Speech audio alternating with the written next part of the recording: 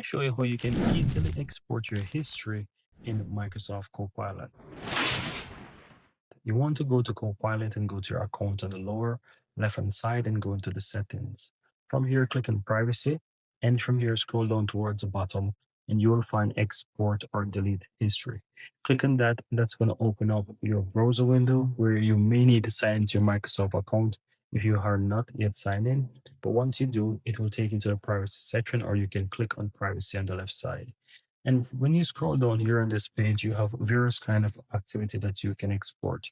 You have the apps, you can export your history right here. So you click on that and gonna start to export into a CSV file. You can scroll down as well and you have your chat activity history that you can export right here. Of course, you can export all Copilot Microsoft 365 app activity history right here. You scroll on again, you can also export the Windows app history as well. So that's pretty much it, guys.